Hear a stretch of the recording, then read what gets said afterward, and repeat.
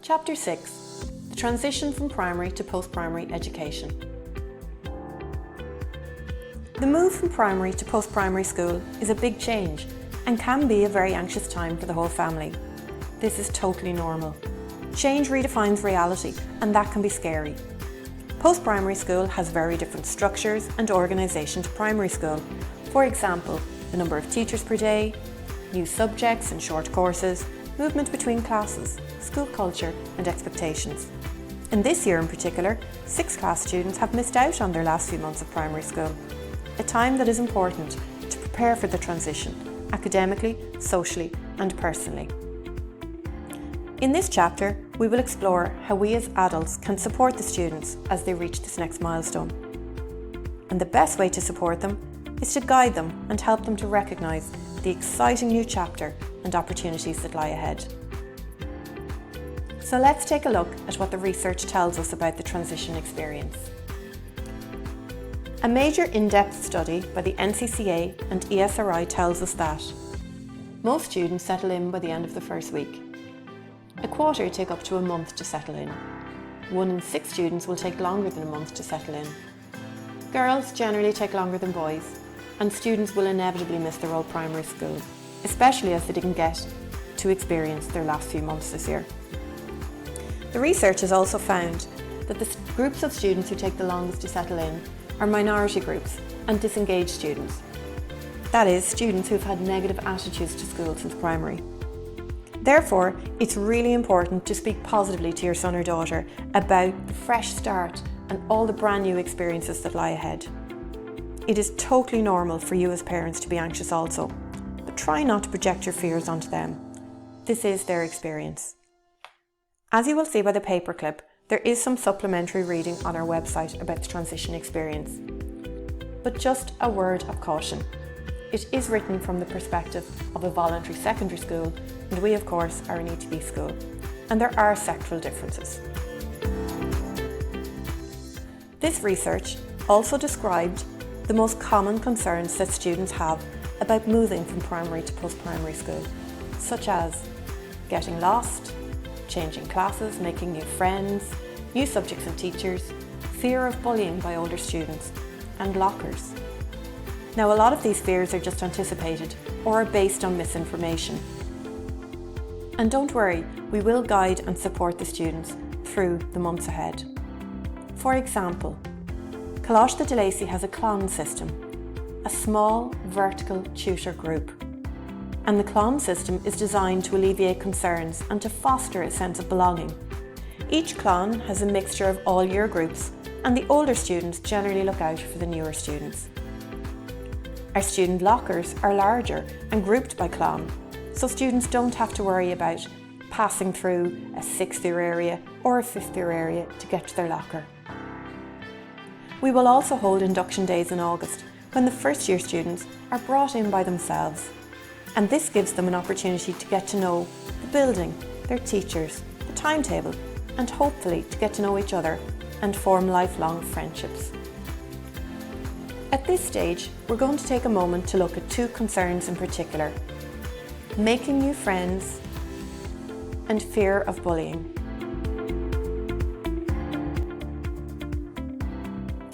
As parents, please be prepared that friendships will change as students move from primary to post-primary.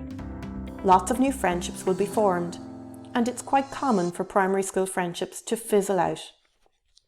This is totally normal, and as adults we need to prepare and support students to keep things in perspective. Indeed, friendships will continually form and reform throughout all of first year and even into second year as students get to know each other better. This can sometimes be upsetting and confusing for students, especially for girls. So as parents, try to stay positive and nurture their self-image and independence.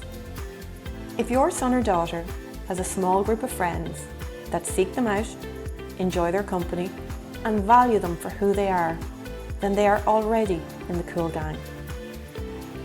Indeed, it's natural as parents that you may find yourself experiencing strong feelings about a changing relationship. But just consider the following. Listen, as you never know when these students will be best friends again. Now, relational issues can occur at any stage of life, but they're particularly amplified by the teenage brain. And relationships are extremely important to teenagers as they cultivate their sense of self. It would be very naive to state that students are always nice to each other. But not every relational issue is deemed as bullying. However, if negative behaviours are repeated and causing distress or anxiety, then please encourage your son or daughter to talk to a member of our anti-bullying team. The Anti-B team work really hard in a proactive way to resolve issues that arise. Sometimes relationships are restored and sometimes they're not, but they take a proactive and solution-focused approach to issues. They organise a number of educational and preventative strategies throughout the year. It's really important that students understand exactly what bullying is and how they can help. Please do not be alarmed if you ever get a call from a member of our Anti-B team. In our experience, the vast majority of students are really good kids and issues are resolved satisfactorily. And a copy of our anti-bullying policy is available on our school website. It is informed by the Department of Education and Skills Procedures and Guidelines for Post-Primary Schools 2013. The optimism, of course, is that each and every student gets a brand new start when they move from primary to post-primary. Where issues did occur, our advice is to just leave them at the gate. We strongly encourage that students recognise what a wonderful opportunity that they have to write their own script for the next 5 to 6 years, but they of course have to allow themselves and others to do so. In other words, we advise students to, well, you know the rest. The kind of supports that are in place for students in Coláiste de Lacy include our CLON system, that vertical tutor system, the Cuaimhnóir, who's the leader of the CLON, the Yearhead, our Wellbeing programme, our Clár Fáilte programme, our Anti-B team, a growing range of extracurricular activities, and our Awards and Recognition programme, our Clár Dearfachas, which is based on our principles and values. Some students may need some additional support at different times, and some targeted supports include our guidance counsellor, our SEN teacher, our ASD coordinators, and for some students, SNAs. Some practical tips for parents. Talk to the school.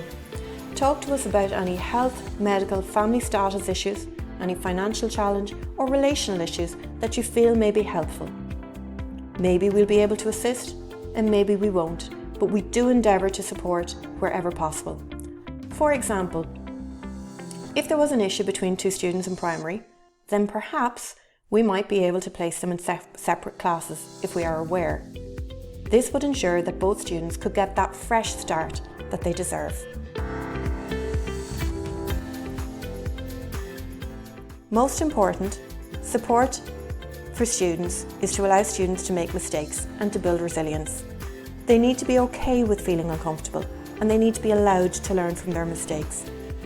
So we respectfully request that you resist that intuitive temptation to drop in forgotten items to the office. We simply just don't have the capacity to deliver lunches and iPads to all students who forget them on a daily basis. Plus, you will also nurture resilience and growth mindset in your son or daughter if you allow them to take that responsibility. We would strongly advise that you get good routines and get the homework done straight away in the evenings. Establish a nightly routine during the week and especially on Sunday nights. For example, lay out the uniform, pack the bag, get the jacket ready, leave out the bus ticket.